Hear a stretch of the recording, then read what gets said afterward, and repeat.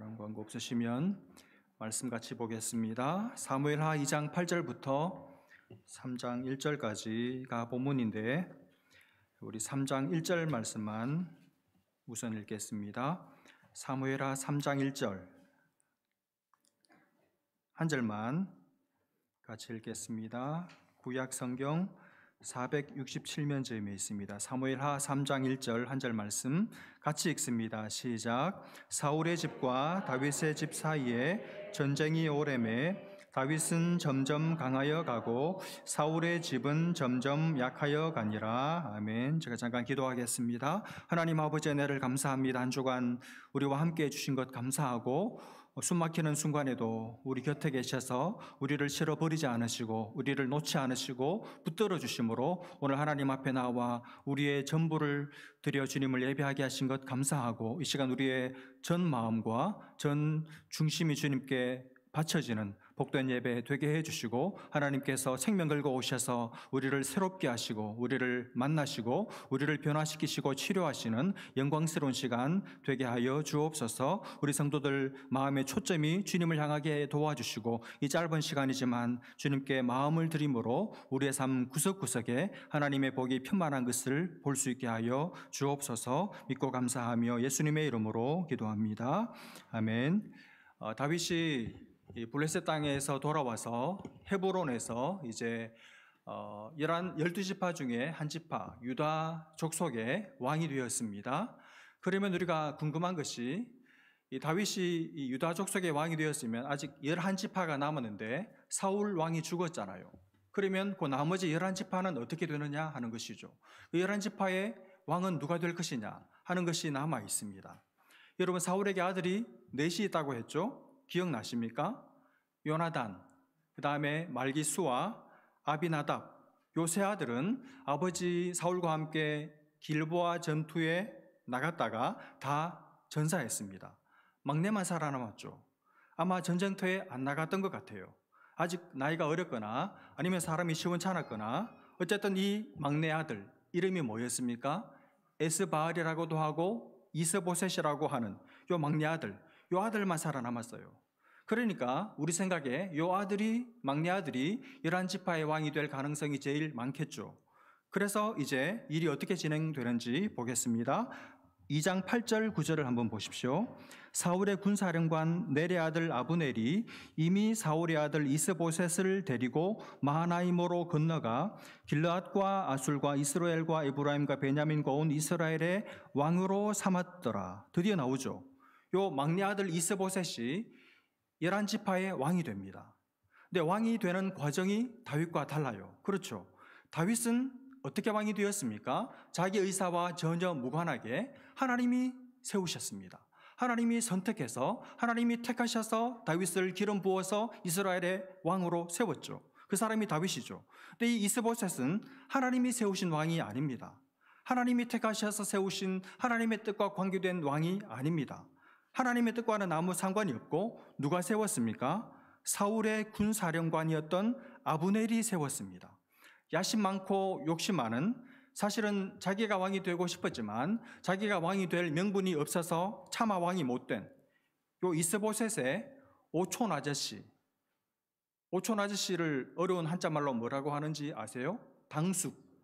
당숙이죠. 자기 당숙인 아브넬이 말하자면 자기가 왕이 되고 싶었지만 왕이 될 명분이 없기 때문에 할 수 없이 이 오촌 이 조카인 꼭두가시 왕으로 흑수아비 왕으로 이스보셋을 11지파의 왕으로 세운 거예요. 갑자기 지금 족보 얘기가 나오니까 여러분 지금 머리가 쥐가 나고 오늘 설교는 그냥 접자, 자자 이렇게 결심하는 분이 계실 것 같은데 여러분 지금 사무엘 하에 보면 사람들 이름이 계속 나와요. 그리고 사람들 이름과 그 사람들 서로 간의 관계에 대해서 이게 정리가 되지 않으면 참 이 역사서를 이해하는 것이 어렵습니다. 우리가 드라마를 보거나 영화를 보면 수많은 캐릭터들, 등장인물들이 나오고 그 사람들의 서로 간의 관계가 막 얽히고 설키고 꼬이고 막 이러잖아요. 근데 그 사람들 이름하고 관계를 선명하게 밝혀놓지 않으면 앞으로 이 재미없고 이해하기 어려운 것처럼 이 역사서도 마찬가지입니다. 그래서 한번 이 인물들의 이름하고 이 사람들과의 관계를 좀 정리를 해두고 가면 좋을 것 같아서 아마 주보 안에 오늘 간지로 이 사울의 가계도 그리고 다윗의 가계도 요 한 장짜리 핸드아웃을 받으셨을 텐데 잠깐 한번 보시면 좋겠습니다. 먼저 사울의 가계도를 보시면 사울의 패밀리 슈리인데 사울이 어느 지파 사람이죠? 사울이? 저 조상 그슬 올라가면 저 위에 있는 사람이 누구냐 하면 베냐민이죠. 그러니까 사울은 베냐민 지파입니다. 쭉 베냐민으로부터 쭉 내려오다가 아비엘이라는 사람이 나오죠. 거기 유인물에 나오는데 아비엘. 글자가 작아서 잘 안 보이실 것 같은데 아비엘이라는 사람이 나와요. 이 아비엘이 아들을 둘 낳습니다. 하나의 이름은 기스고 또 한 사람의 이름은 넬입니다. 그 기스가 낳은 아들이 유명한 이스라엘의 초대 왕인 사울이에요. 그리고 아비엘의 또 다른 아들인 넬에게서 태어난 아들이 아브넬입니다. 여기까지 됐죠? 자, 그러면 넬이랑 사울이랑 관계가 어떻게 됩니까? 조카, 넬의 조카가 사울이고 사울에게는 넬이 숙부죠. 그리고 사울이랑 넬의 아들인 아브넬이랑은 관계가 어떻게 되죠? 여러분 이 vertical 수직 관계는 직계는 1촌이고 옆으로 형제 자매는 2촌이죠. 내 남동생은 나와 몇 촌입니까? 2촌이죠. 나와 내 아버지는 몇 촌이죠? 직계니까 1촌. 그러니까 더하면 돼요. 그러니까 사울이랑 아브넬은 4촌 관계입니다. 여기까지 이해가 되셨죠? 이게 그러니까 이 아브넬하고 이스보셋은 어떻게 됩니까? 5촌 아저씨죠. 당숙이 돼요. 이게 사울의 가계도고 다윗의 가계는 조금 더 복잡합니다. 다윗은 어느 지파입니까? 다윗은 유다 지파죠. 유다 지파. 그래서 저 위에 유다가 있고 쭉 내려와서 살몬이 있습니다. 연어 살몬이 있습니다. 살몬의 아들이 보아스고 보아스하고 룻과 결혼해서 태어난 아들이 오벳이고 오벳의 아들이 이새예요. 이새가 아들을 8을 낳습니다. 그 8 아들 중에 유명한 아들이 다윗이죠. 근데 여기서 오늘 중요하게 나오는 사람들이 이 스루야는 남자일까요? 여자일까요? 여자입니다. 요 스루야의 아들들이 셋인데 중요한 세 인물입니다. 요압, 아비새, 아사헬. 근데 스루야는 누구냐 하면 다윗의 이복 큰 누나입니다. 그러니까 다윗하고 요 세 아들하고는 관계가 어떻게 될까요? 요 세 아들들 입장에서는 자기 엄마 스루야의 남동생이니까 외삼촌이 되죠. 그죠? 이해가 안 되거든. 집에 가서 다시 한번 생각해 보십시오. 일단 진도로 나가야 되니까. 이렇게 놓고 이제 본문으로 돌아옵니다. 이제 본의 아니게 이스라엘이 그만 둘로 나눠지게 됐어요. 유다 지파의 왕 다윗과 11지파의 왕 이스보셋, 이렇게 나라가 둘로 나눠지게 되었습니다. 그래서 10절을 보십시오. 2장 10절. 사울의 아들 이스보셋이 이스라엘 왕이 될 때 나이가 40세이며 2해 동안 왕위에 있으니라. 유다 족속은 다윗을 따르니. 그러니까 이스보셋은 다윗이 헤브론에서 7년 6개월 동안 통치하고 있을 때 그 다윗의 7년 6개월 통치 기간의 뒷부분 2년 동안만 왕으로 있었던 것 같아요. 이 5촌 당숙이 아브넬이 자기 직위를 차일피일 미루다가 실제로 다윗과 둘로 나눠서 다스린 기간은 다윗의 통치 뒷부분 2년 동안이었다는 것이죠. 11절을 보십시오. 다윗이 헤브론에서 유다 족속의 왕이 된 날 수는 7년 6개월이더라. 이렇게 해서 두 나라 이렇게 둘로 나눠졌습니다. 한 나라가. 그러던 어느 날 언제인지 정확하게는 모르겠지만 이 두 나라 사이에 작은 국지전 같은 그런 다툼이 벌어지게 됩니다. 사건이 어떻게 발생하게 되었습니까? 12절을 보십시오. 넬의 아들 아브넬과 사울의 아들 이스보셋의 신복들은 지금 이해하시죠? 마하나임에서 나와 기브온에 이르고 마하나임에 요 11지파의 수도를 세운 거예요. 그 마하나임에서 기브온이라는 곳으로 내려왔습니다. 13절. 스루의 아들 요압과 반대편이죠. 다윗의 신복들도 나와 기본 목가에서 그들을 만나 함께 앉으니 이는 못 이쪽이요 그는 못 저쪽이라. 무슨 말이냐면 이제 이 이스보셋의 이 군사령관 아브넬 진영하고 11지파 진영하고 다윗의 군사령관 요압의 진영이 큰 연못 주변에 이쪽 저쪽으로 이제 말하자면 군사들이 집결을 한 겁니다. 그때 아브넬이 먼저 제안을 합니다. 14절. 아브넬도 군사령관이죠. 저쪽 군사령관인 요압에게 이르되 원하건대 청년들에게 일어나서 우리 앞에서 겨루게 하자. 요압이 이르되 그러자. 이렇게 된 거예요. 이 아브넬이 우리 다 한꺼번에 다 나가서 싸울 필요 없이 청년들 대 청년들로 한번 대결하게 하자. 겨루게 하자. 이렇게 먼저 제안을 했습니다. 그러니까 요압도 그러자. 이렇게 응수를 해서 그래서 이제 이 다툼이 성사가 된 거예요. 여러분 여기서 겨루게 하자 이 말은 말 그대로 compete, 경쟁하다, 싸우다, 다투다 이런 의미지만 이 말의 원어적인 의미는 조금 다른데 한번 놀아보자, 장난하자 이런 뜻입니다.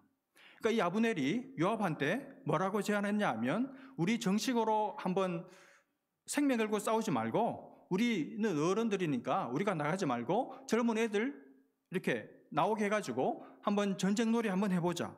전쟁놀이 하면서 우리 한번 그냥 킥킥거리면서 웃으면서 한번 놀아보자. 이렇게 말한 거예요.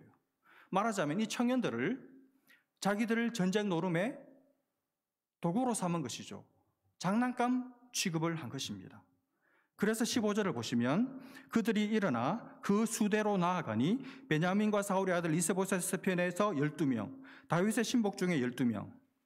이렇게 12대 12로 이제 각 진영의 청년들이 나온 겁니다. 16절 각기 이제 싸우는데 어떻게 싸우느냐 하면 싸움의 방식이 16절인데 각기 상대방의 머리를 잡고, 상대방 머리를 잡는 건 주로 여자분들이 잘하는 건데 어쨌거나 상대방의 머리를 잡고 칼로 상대방의 옆구리를 찌르매 일제히 쓰러진지라. 그러므로 그곳을 헬갓 핫수림이라 일컬었으며 기브온에 있더라.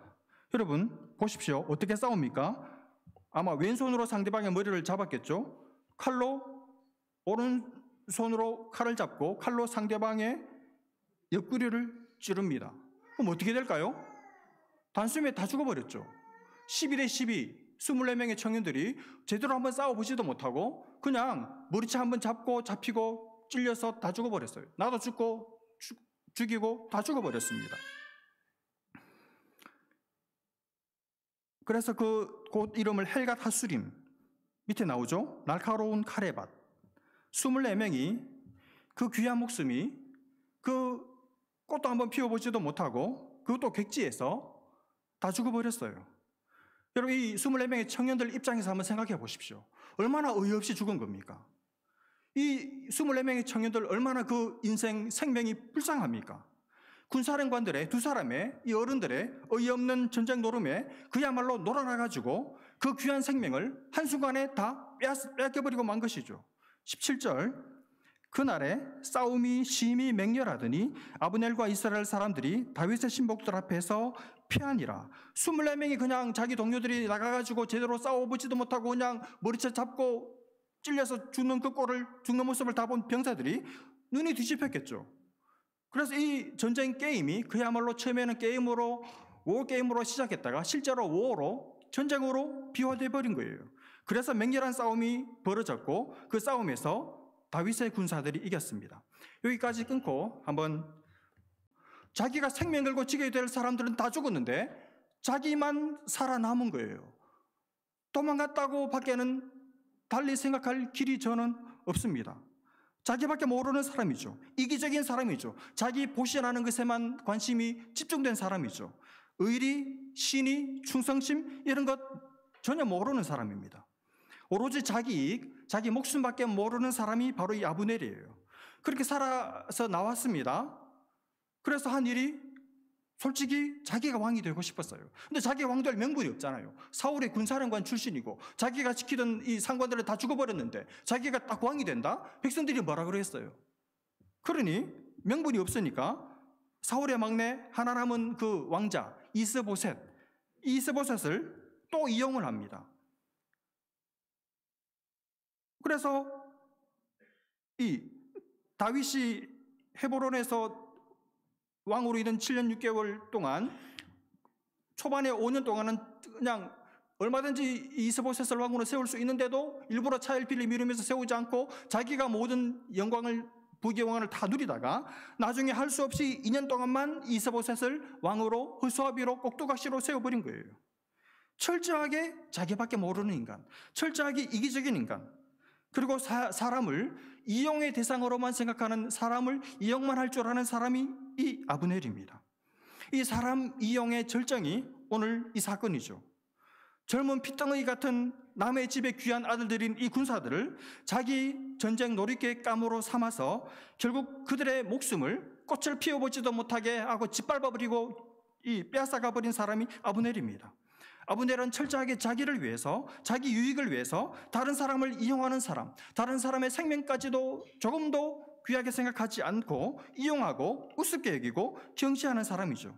사람 목숨을 그냥 놀이개감으로 장난감처럼 부리는 사람이 아브넬입니다.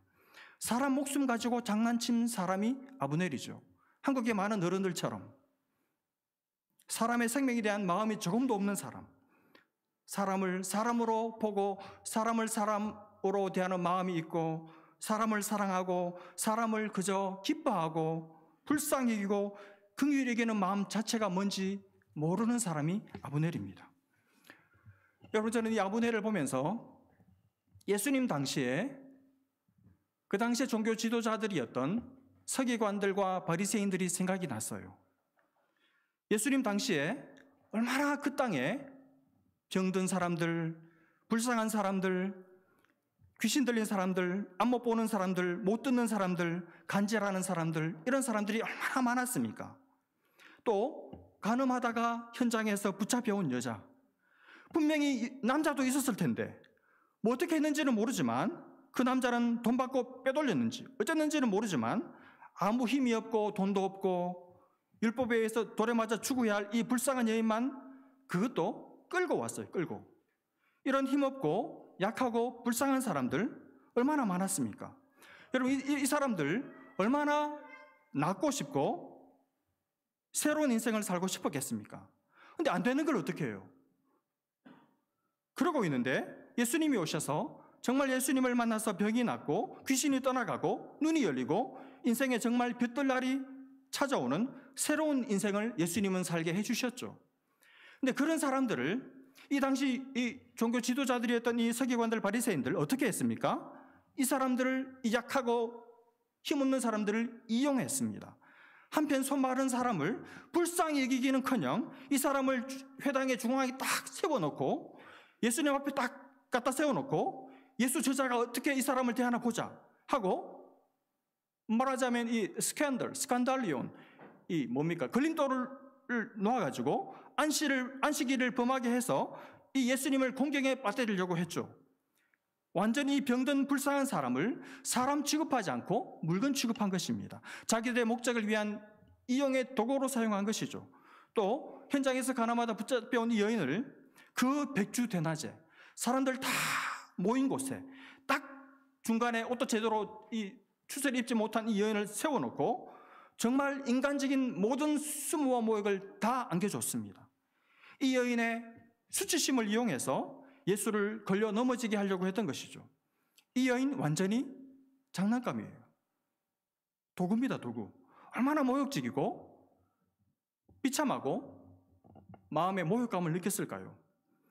여러분, 종교 지도자들입니다. 하나님의 말씀을 잘 압니다. 하나님의 말씀을 남들에게 가르치는 사람들입니다. 이런 사람들이 어떻게 사람을 이렇게 대할 수가 있습니까? 여러분, 이 사람들이 사람입니까? 이 여인이 느꼈을 그 수치심, 부끄러움, 이런 것은 전혀 안중에도 없어요. 이 여인의 가슴 아픈 사연, 아픈 가슴을 헤아리려고 하는 마음이 조금도 없습니다. 완전히 마음이 굳어버린 것이고 화인 맞아 버린 것이죠. 냉정하기가 그지없습니다. 힘없고 약하고 불쌍한 사람들을 안타깝게 여기고 불쌍히 여기기는커녕 그들을 이용해서 그들을 도구로 삼아서 예수님을 시험에 빠뜨리려고만 했습니다. 그들은 철저하게 자기들이 가진 힘을 가지고 종교적인 권력을 가지고 힘없고 약한 사람들을 무시했고 이용했고 짓밟았습니다. 그러나 예수님은 어떤 사람도 이용하신 적이 없어요. 예수님은 그들의 존재 자체를 인정하셨고 그들의 인생 자체를 인정하시고 그리고 기뻐하셨고 그들의 존재 자체만으로 주님은 감사하셨고 그들의 존재 자체를 풍성하게 하시고 그들의 결핍을 채우고 만족시켜주는 것을 위해서 오셨다고 말씀하셨고 실제로 예수님을 만나는 모든 사람들의 그 불만족을 만족으로 바꾸시고 결핍을 채워짐으로 바꾸어내신 분이 주님이십니다. 주님은 모든 사람들을, 주님에게는 어떤 사람도 이용의 대상이 아니었습니다. 그들은 사랑과 섬김의 대상일 뿐이었죠. 여러분, 하나님도 똑같으세요. 여러분, 하나님이 우리에게 원하시는 게 뭘까요? 여러분, 하나님의 목적은 내가 어떤 일을 하는 게 아닙니다. 하나님의 목적은 내가 어떤 것을 이루는 것이 아닙니다. 하나님의 목적은 여러분입니다. 하나님의 목적은 나입니다, 나. 하나님은 우리 자신이 목적이에요. 하나님께서는 우리 자체가 목적입니다. 하나님은 나를 얻고 싶으세요. 하나님은 내게서 무언가를 얻고 싶은 것이 아니라 하나님은 나를 얻고 싶어요. 나를. 예배당에 앉아서 하나님을 예배하는 예배자인 나를 하나님은 얻고 싶어 하시는 겁니다. 나를 얻는 것, 그리고 나를 사랑하는 것, 그게 목적이지. 하나님 우리를 이용해서 앵벌이 해가지고 우리가 뭔가를 갖다 바쳐 드리면 하나님이 기뻐하시는 그런 분이 아니라 하나님의 유일한 관심, 하나님의 유일한 목적은 여러분과 제 자신인 줄로 믿으시기를 바랍니다. 하나님은 우리에게 뭘 득볼 생각이 없으세요. 하나님은 우리를 이용하시지 않습니다. 하나님의 유일한 목적은 여러분과 저입니다. 여러분, 우리도 주님처럼, 우리도 하나님처럼 그렇게 살아야 합니다. 우리도 주님처럼 하나님처럼 그렇게 인생들을 대해야 합니다. 여러분, 직장에서 사람들을 부리는 우리 사장님들 조심하시기 바랍니다. 직급이 여러분보다 낮다고 해서, 여러분이 부리는 일꾼이라고 해서 그들의 인생 자체가 여러분보다 낮은 사람들이 아니에요. 그 사람들을 이용해서는 안 됩니다. 사람으로 대하셔야 됩니다. 장난감 취급하지 마시기를 바랍니다. 사람들을 무시하지 마시기를 바랍니다. 함부로 하대하지 마시기를 바랍니다. 그 사람들에게 수치심을 주거나 그 사람들이 스스로에 대해서, 스스로의 존재에 대해서 부끄러움을 갖도록 만드는 것은 악한 죄입니다. 사람을 사람으로 보는 눈, 사람을 사람으로 대하는 마음, 그걸 가지고 여러분 사람을 대하시기를 바랍니다. 이 돈이, 이 물질이, 마몬이 최고 의상이 된 이 자본주의 사회에서 여러분, 하나님을 섬길 줄 알고 사람을 사람으로 대하고 섬길 줄 아는 사람들이 바로 여러분과 저 그리스도인들인 줄로 믿습니다. 자, 이렇게 맹렬한 싸움이 벌어지던 그곳에 18절을 보십시오. 그곳에 스루야의 세 아들 요압과 아비새와 아사헬이 있었는데 아사헬의 발은 들노르같이 빠르더라. 아까 그랬죠. 이 다윗의 이복 큰 누나인 누나가 둘이 있었거든요. 스루야와 아비가일. 아비가일은 다윗의 누나이기도 하고, 기억나십니까? 다윗의 아내 중에도 아비가일이 있어요. 동명이인입니다. 어쨌든 여기서 이 스루야의 아들들이 셋이 있었는데 그 중에 아사헬이 발이 아주 빨랐습니다. 얼마만큼 빨랐냐 하면 들노르같이 무척 빨랐습니다. 19절, 아사헬이 빠른 발을 가지고 뭐합니까? 아브넬을 쫓아 달려가되 좌우로 치우치지도 않고 아브넬의 뒤를 쫓으리니. 그러니까 엄청 빠른 속도로, 이제 제 나이쯤만 돼도 똑바로 간다고 생각하는데 비틀비틀해요. 근데 얘는 아마 아직 나이가 젊으니까 발도 빠르고 하니까 똑바로 스트레이트로 쭉 빠른 속도로 아브넬을 추격해서 쫓아가는 겁니다. 여러분, 이 아사헬이 왜 아브넬을 쫓아갔을까요? 지금 전쟁이 벌어졌습니다. 근데 자기들 편이 이기고 있습니다. 근데 자기는 아마 칼이나 활을 쏘는 데는 별로 능하지 않았던가 보죠. 근데 자기도 뭔가 공헌을 하고 자기도 나중에 뭔가 이 전리품을 얻고 싶었는데 뭔가 공을 세워야 되잖아요. 그러니까 생각해보니까 자기가 잘하는 거, 쫓아가는 거, 달리기. 그래서 열심히 아브넬을 쫓아간 것이죠. 그래서 아브넬을 생포를 하든지 죽이고 싶었겠죠. 그래서 자기 특기를 사용해서 아브넬을 잡으려고 전속력으로 달린 겁니다. 이 10절, 아브넬이 뒤를 돌아보며 이르되 아사헬아 너냐? 대답하되 나로라. 아브넬이 누가 쫓아와가지고 놀래가지고 도망가는데 궁금하잖아요. 뒤를 돌아보니까 아는 사람 요압의 동생 아사헬이 자기를 잡으려고 막 빛의 속도로 막 쫓아오는 겁니다. 그래서 왜 따라오냐?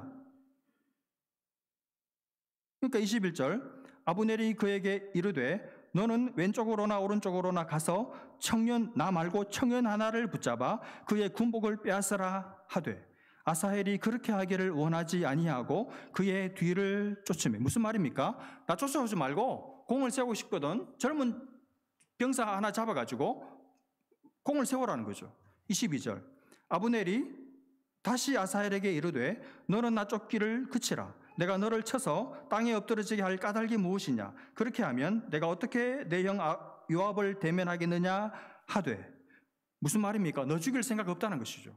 23절 그가 물러가기를 거절하며 아브넬이 창 뒤끝으로 그의 배를 찌르니 창이 그의 등을 꿰뚫고 나간지라. 곧 그곳에 엎드러져 죽음에 아사헬이 엎드러져 죽은 곳에 이르는 자마다 머물러 섰더라. 따라오지 말라고, 나 너 죽일 생각이 없다고 하는데도 아사헬은 뭐라 그랬습니까? 들노루같이 들은 척도 안 하고 계속 쫓아오는 거예요. 그러니까 계속 따라오니까 이 아브넬이 할 수 없이 어떻게 했습니까? 창이죠, 창을 찌르는데 세게 찌르지도 않았어요. 그리고 뒤돌아서 정면으로 칼끝으로 찌른 것도 아닙니다. 어떻게 찔렀습니까? 온 힘을 다해 찌른 것도 아니고 그냥 뒤를 쳐다보지도 않고 창 앞쪽 그 뾰족한 끝으로 찌른 것도 아니고 창 뒤쪽 뭉툭한 쪽, 그건 사실은 살상 도구도 아니잖아요. 부분이 아니잖아요. 그걸로 그냥 제발 좀 따라오지 마 그러고 이렇게 그냥 밀듯이 푹 했는데 이 창의 위력에 의해서라기보다는 얘가 워낙 빠르니까 달리느라고 정신이 없이 달리다 보니까 자기가 와서 그냥 찔려가지고 뭉툭한 것을 찔려가지고 등 뒤까지 창 끝이 튀어나와 버렸어요. 그래서 죽었습니다. 그만 자기 속도에 자신이 있고 자기 속도에 가속도가 붙어가지고 그 가속도에 의해서 뭉툭한데 찔려서 등을 뚫고 나가버렸습니다. 그러니까 여러분 생각해 보십시오. 이 아사헬이 요즘 시대에 태어났으면 금메달 땄을 텐데 얼마나 이 아사헬이 빠른 사람입니까? 얼마나 빨리 달렸습니까? 그야말로 이 사람의 장기 맞죠? 자기 속도에, 그러나 자기 빠른 발에 자기가 자신 있어 하는 그 때문에 자기가 당한 거예요. 여러분, 만약 이 아사헬이 자기 발이 그렇게만 빠르지만 않았어도 안 죽었을 거예요. 그렇죠? 자기 빠른 발 때문에, 결국 자기 장점 때문에, 자기가 잘하는 것 때문에, 자기 특기 때문에, 자기가 평소에 자신 있어 하는 것 때문에 자기가 죽은 겁니다. 여러분 잘 하시는 거 있으시죠? 여러분 자신 있으신 것 있으실 것입니다. 청년들은 젊은 것을 자신 있어 하겠죠. 또 건강에 자신 있어 하는 분들 있습니다. 나는 끄떡없다. 나는 100세까지 끄떡없다. 또 자기 똑똑한 머리 자신 있는 분들 있죠. 또 자기 남편 은근히 자랑하고 자기 남편 똑똑한 것, 능력 있는 것 자신 있어 하는 부인들도 계실 것입니다. 자식들 든든하고 자신 있는 분들 있죠. 여러분 그것 때문에 망하는 수가 있어요. 너무 믿다가 뒤통수 맞고 창 뒤끝에 찔려서 죽는 수가 있어요. 그게 나를 지켜줄 줄 알았는데, 그게 내 자신감의 이유였는데, 그게 내 자랑거리였는데, 다른 건 몰라도 내가 그것 하나만은 자신 있다고 생각했는데, 내가 그걸 너무 믿고 신뢰했기 때문에, 내가 그것을 하나님보다 더 믿었기 때문에 그게 나를 망하게 할 때, 내가 망할 때 그게 나를 망하게 하는 제목이 될 수 있다는 말입니다. 그러므로 여러분의 장점을 믿지 마시기를 바랍니다. 여러분이 잘하는 거, 여러분의 특기 믿지 마세요. 어쩌면 그것 때문에 넘어질지 몰라요. 그것이 하나님을 의지하는 것을 방해하고 있다면, 그것이 여러분이 하나님 앞에 마음이 간절해지는 것에 장애가 되고 있다면 그게 전혀 여러분에게 도움이 되지 않습니다. 여러분을 걸려 넘어지게 하는 장애가 될 거예요. 여러분 이 말씀 한번 보십시오. 예레미야 9장 23절, 24절 같이 한번 읽어볼까요? 시작. 여호와께서 이와 같이 말씀하시되 지혜로운 자는 그의 지혜를 자랑하지 말라. 용사는 그의 용맹을 자랑하지 말라. 부자는 그의 부함을 자랑하지 말라. 자랑하는 자는 이것으로 자랑할지니 곧 명철하여 나를 아는 것과 나 여호와는 사랑과 정의와 공의를 땅에 행하는 자인 줄 깨닫는 것이라. 나는 이 일을 기뻐하노라. 여호와의 말씀이니라.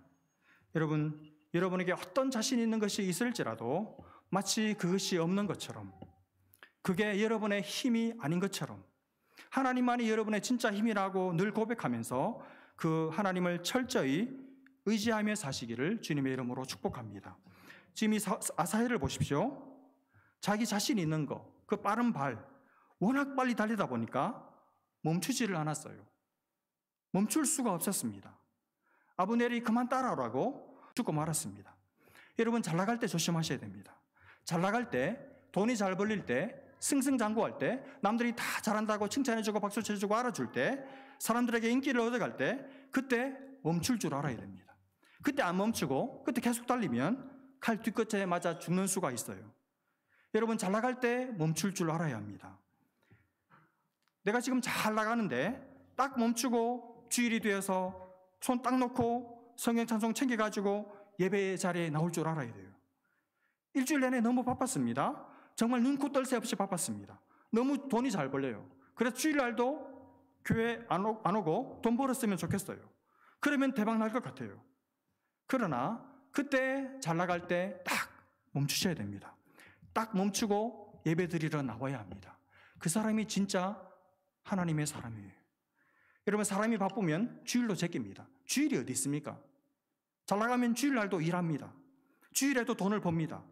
왜냐하면 눈에 뻔히 보이거든요. 돈 굴러 들어오는 소리가 내 귀에 쏙쏙 들리거든요. 그러니 예배 드리러 갈 수 없죠. 여러분, 돈 굴러 들어오는 소리가 내 귀에 들리는데 어떻게 예배 시간에 앉아 있을 수가 있어요? 어떻게 교회를 갑니까? 안 가죠. 못 가죠. 멈출 수가 없어요. 여러분, 그러다가 망하는 겁니다. 잘 나가는 줄 알았는데 안 멈추어서, 멈추지를 못해서 그래서 망하는 거예요. 여러분, 잘 나갈 때는 계속 잘 나갈 줄 알죠? 안 그래요. 여러분, 내가 안 멈추면 하나님이 강제로 멈추십니다. 진짜 하나님의 사람들은 계속 달려가는 것을 하나님이 강제로 멈추십니다. 몸에 병이 생기든지 갑자기 벼랑 끝에 탁 서게 하시든지, 그때는 여러분 아무것도 못해요. 하고 싶어도 못해요. 하나님께서 강제로 멈추시는 것이죠. 멈추시고 이제 드디어 섰구나. 그래, 얼굴 좀 보자. 나 좀 보자. 나하고 이야기 좀 하자. 너의 인생의 목적이 뭐냐? 너의 인생의 기초가 뭐냐? 나는 네가 목적인데 너의 인생의 목적은 내가 맞냐? 너는 너의 인생의 목표가 나냐? 아니면 내가 주는 선물이냐? 돈이냐? 코너에 딱 세워놓고 하나님이 물으시는 거예요. 여러분, 그러기 전에 잘 나갈 때, 승승장구할 때, 돈이 막 굴러올 때, 그때도 하나님 앞에 예배의 자리를 지키시는 진짜 성도 되시기를 바랍니다. 다 멈춰서서 나 이거 없어도 괜찮아. 이건 내가 사는 목적이 아니야. 나는 이것 때문에 사는 사람이 아니야. 나는 돈 벌기 위해서 사는 사람이 아니야. 이것도 수단이야. 내 인생의 목적은 하나님이야. 나는 하나님의 얼굴에서 하나님의 손에서 나오는 선물들로 만족하는 사람들이 아니라 나는 하나님 얼굴을 봐야 돼. 나는 하나님의 얼굴을 구하고 하나님의 얼굴을 봐야 살아. 그래서 예배 자리에 은혜가 안 돼도 나오는 것이죠. 여러분, 형제들 여러분 잘 나가거든 조강지쳐 버리지 마시기를 바랍니다. 여러분 잘 나갈 때 하나님 버리지 마시기를 바랍니다. 영원히 잘 나갈 것 같지만 안 그래요. 그런 사람 아무도 없어요. 멈출 때가 있습니다. 멈출 때가 와요. 미리미리 멈추고 일주일에 한 번씩 다 내려놓고 딱 멈추고 주님 바라보고 내 인생의 목적 다시 확인하고 다시 점검받고 하나님의 얼굴을 뵙고 그리고 한 주간을 다시 사시기를 주님의 이름으로 축복합니다. 결국 아사헬은 죽었습니다. 그리고 나서 24절 보십시오. 요압과 아비새가 아브넬의 뒤를 쫓아 기브온 거친 땅의 길가 기아 맞은편 암마산에 이를 때 해가 졌고 25절 베냐민 족속은 함께 모여 아브넬을 따라 한 무리를 이루고 작은 산 꼭대기에 섰더라. 26절 아브넬이 요압에게 외쳐 이르되 칼이 영원히 사람을 상하겠느냐? 마침내 참혹한 일이 생길 줄을 알지 못하느냐? 내가 언제 무리에게 그의 형제 쫓기를 그치라 명령하겠느냐? 지금 이 아브넬이 요압 탓을 하고 있습니다. 그죠? 그러자 27절 요압이 이르되 하나님이 살아계심을 두고 맹세하노니 네가 말하지 아니하였다면 무슨 말입니까? 네가 애초에 청년들을 이 전쟁 놀잇감으로 삼아서 대결시키자, 장난치자 그런 소리를 안 했다면 무리가 아침에 각각 다 돌아갔을 것이요 그의 형제를 쫓지 아니하였을 것 아니냐라고 요압이 틀린 아브넬의 생각을 정정합니다. 28절을 보십시오. 요압이 나팔을 불매 온 무리가 머물러 서고 다시는 이스라엘을 쫓아가지 아니하고 다시는 싸우지도 아니하니라. 결국 전쟁을 멈춥니다. 그리고 29절 아브넬과 그의 부하들이 밤새도록 걸어서 아라바를 지나 요단을 건너 비도로 온 땅을 지나 자기들 수도로 돌아갑니다. 30절 요압이 아브넬 쫓기를 그치고 돌아와 무리를 다 모으니 다윗의 신복 중에 19명과 아사헬이 없어졌으나 드디어 알게 된 거예요. 자기 동생 아사헬이 죽었다는 것을 알게 됩니다. 그죠? 그러니까 요압 진영에서는 20명이 전사한 거죠. 아까가 12명의 청년들하고 아사헬하고 그러니까 나머지 7명의 전사자가 나온 거예요. 31절 요압 쪽에서는 몇 사람이 20명이 죽었는데 아브넬 쪽에서는 몇 사람이 전사했습니까? 31절 다윗의 신복들이 베냐민과 아브넬에게 속한 자들을 쳐서 360명을 죽였더라. 훨씬 더 많이 죽었죠. 32절 무리가 아사헬을 들어올려 베들레헴에 있는 그의 조상 묘에 장사하고 요압과 그의 부하들이 밤새도록 걸어서 헤브론에 이른 때 날이 밝았더라. 이제 요압 군대도 헤브론으로 돌아옵니다. 마지막 3장 1절 사울의 집과 다윗의 집 사이에 전쟁이 오래매 다윗은 점점 강하여 가고 사울의 집은 점점 약하여 가니라. 그 후로도 두 진영 간의 전쟁이 계속됩니다. 근데 여러분 이상하지 않습니까? 다윗은 한 지파예요. 한 지파. 다윗 쪽은. 근데 이 누굽니까? 아브넬 쪽은 이스보셋 쪽은 11지파입니다. 수도 월등히 많고 그렇습니다. 그러면 계속 전쟁이 이어지면 누가 누가 강해지는 것이 정상입니까? 이 아브넬 쪽이 강해지고 이기는 것이 정상이잖아요. 근데 반대로 다윗이 더 강해지고 사울의 집은 점점 약해져 갔습니다. 왜 그럴까요? 이걸 어떻게 설명해야 될까요? 단순히 군사력 때문에 다윗이 이기고 강해지는 것이 아니죠. 하나님께서 다윗을 위하시고 하나님께서 다윗의 진영에 기름을 부으시고 하나님께서 다윗 편을 들어주시고 결정적으로 하나님께서 다윗을 택하셨기 때문에 선택하셨기 때문에 하나님이 계속 승리를 다윗 쪽에다가 계속 부어주시는 거예요. 여러분 이스라엘의 전쟁은 군사력에 달린 것이 아닙니다. 이스라엘의 전쟁은 무기에 달린 것도 아닙니다. 전쟁은 하나님께 속한 거예요. 하나님이 이기게 하시는 쪽이 이기고 아무리 군사력이 강해도 하나님이 지게 하시면 그 강한 군사력이 힘을 발휘하지 못해서 질 수밖에 없는 것이죠. 여러분 하나님께서 이기게 하시는 쪽이 이기는 줄로 믿습니다. 우리도 똑같습니다. 하나님이 나를 붙드시고 내게 성령으로 기름을 부으시고 나를 택하셔서 나를 계속 붙들고 사용하시면 나는 계속해서 점점 더 강해져가고 이기는 것이죠. 그러나 아무리 내가 모든 것을 갖추고 있다 할지라도 하나님이 도우지 않으시고 하나님이 돕지 않으시고 하나님이 편들어주지 않으시면 모든 것이 다 갖추어져 있어도 안 돼요. 될 듯한데 이상하게 안 됩니다. 여러분 이번 한 주간도 여러분 자신이 어떤 것을 의지하지 않고 하나님만을 의지함으로 하나님 주시는 이 귀한 승리를 맛보시는 복된 한 주간 되시기를 주님의 이름으로 축복합니다.